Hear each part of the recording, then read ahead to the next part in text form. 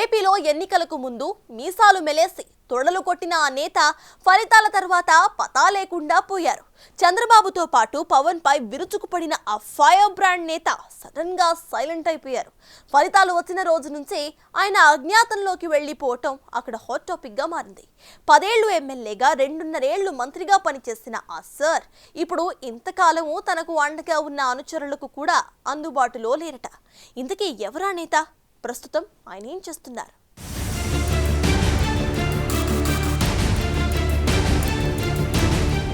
YCP ప్రభుత్వంలో 2.5 ఏళ్లు మంత్రిగా పనిచేసిన సింహపురి నేత అనిల్ కుమార్ యాదవ్ ఆ పార్టీ మొదటి ప్రతిపక్షంలో ఉన్నప్పుడు, తర్వాత అధికారంలో కొనసాగినప్పుడు అనిల్ దూకుడు అలా ఇలా ఉండేది కాదు. అసెంబ్లీలో సైతం చొక్కా గుండీలు విప్పుకొని బజారు గుండాల టీడీపీ నేతలపై అవాకులు చవాకులు పేరుతూ సవాళ్లు విసురుతూ నానా హడావిడి చేశారు. వైసీపీ బూత్ మంత్రుల్లో ఒకరిగా ఫోకస్ అయ్యారు.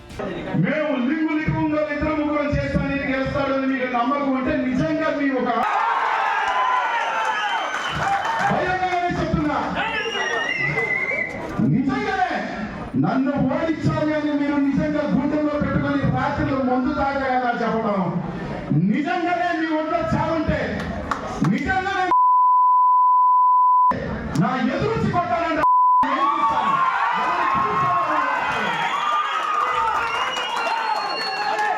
నాయకులు ఫోన్ చేసి అనిల్ నీకేమైనా చేశాడా, అనిల్ నీకేమైనా చేశాడా?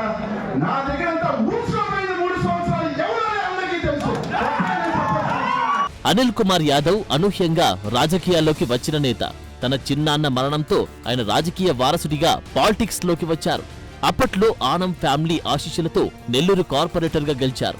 నెల్లూరు సిటీ రాజకీయాల్లో మొదటి నుంచి రెడ్డి సామాజిక వర్గం పెత్తనమే నడిచేది. 1972 నుంచి అక్కడ వారిదే ఆధిపత్యం. అయితే 2014, 2019 ఎన్నికల్లో సీన్ మారింది. వైసీపీ నుంచి బీసీ వర్గానికి చెందిన అనిల్ కుమార్ యాదవ్ 2 సార్లు ఎమ్మెల్యేగా గెలిచారు. వైసీపీ హయాంలో మొదటి టర్మ్ మంత్రిగా పనిచేశారు.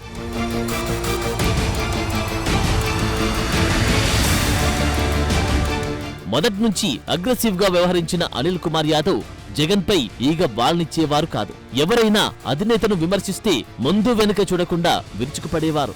అన్నకు నమ్మిన బంటునంటూ ప్రచారం చేసుకున్నారు. ఆ దూకుడుతోనే జగన్ దగ్గర మంచి మార్కులు కొట్టేసి జిల్లాలో సీనియర్ నేతలు కీలకంగా ఉన్నప్పటికీ జగన్ క్యాబినెట్ లో స్థానం దక్కించుకోగలిగారు. మంత్రిగా బాధ్యతలు చేపట్టిన తర్వాత ఆయన ధోరణి పూర్తిగా మారిందని ఆయన సన్నిహితులు చెబుతుంటారు.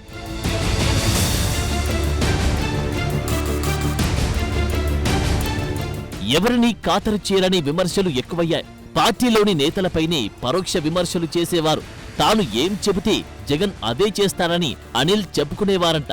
ఆయన మాట తీరుపై సొంత పార్టీ నేతలే అసహనం వ్యక్తం చేసిన సందర్భాలు లేకపోలేదు. మంత్రిగా ఉన్న జిల్లా అభివృద్ధికి ఆయన ఏమీ చేయలేదని విమర్శలున్నాయి.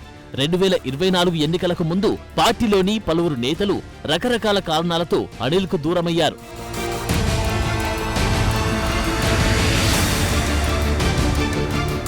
అయినా బీసీ సామాజిక వర్గం యూత్ లో మంచి ఫాలోయింగ్ ఉండడంతో జగన్ కూడా అనిల్ ని బానే ప్రోత్సహించారు.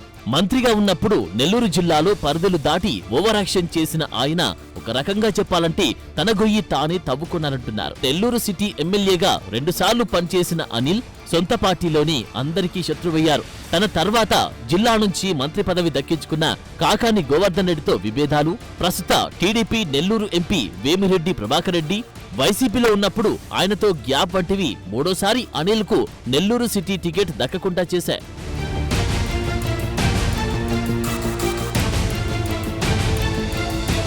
నెల్లూరు సిటీ నియోజకవర్గంలో అనిల్ ను కాదని మరో గట్టి అభ్యర్థిని పోటీకి దించాలని వేమిరెడ్డి ప్రభాకర్ రెడ్డి ప్రయత్నించిన అనిల్ కుమార్ తనకు అనుకూలంగా ఉన్న డిప్యూటీ మేయర్ ఖలీల్ అహ్మద్ కు దగ్గరుండి టికెట్ ఇప్పించుకున్నారు.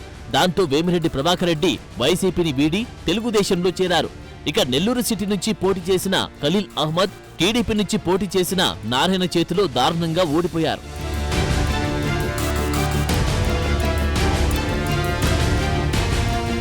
అసలు టికెట్ల కేటాయింపు సమయంలోనే అనిల్ కు టికెట్ రాదనే ప్రచారం జోరుగా సాగింది. అయితే అంత సీన్ లేదు. తనను ఎవ్వరూ అడ్డుకోలేరని అనిల్ ఘాటుగా రియాక్ట్ అయ్యారు. ప్రత్యర్థి నారాయణ గెలిస్తే రాజకీయాల నుంచి తప్పుకుంటాను అని కూడా సవాల్ విసిరారు. అయితే ఎన్నికల సమయంలో ఆ ప్రచారమే నిజమైంది. జగన్ ఆదేశాలతో ఆయన నరసరావుపేట నుంచి ఎంపీగా పోటీ చేసి ఘోర పరాజయం పాలయ్యారు.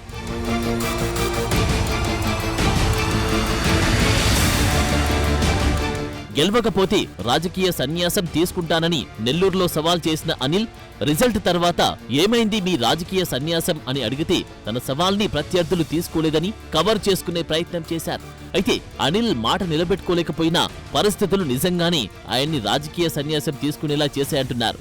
ఓటమి తర్వాత అనిల్ కుమార్ సింహపురిలో కనిపించడమే మానేశారు. పార్టీ యాక్టివిటీస్ కి కూడా పూర్తిగా దూరమయ్యారు.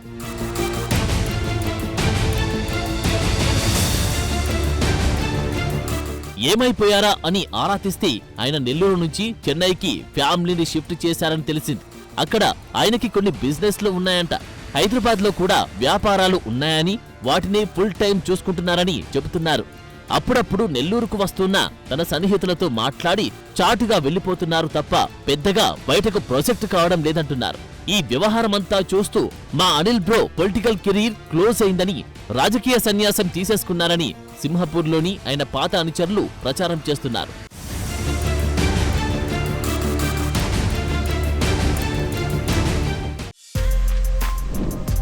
For more videos like this, subscribe Big TV channel.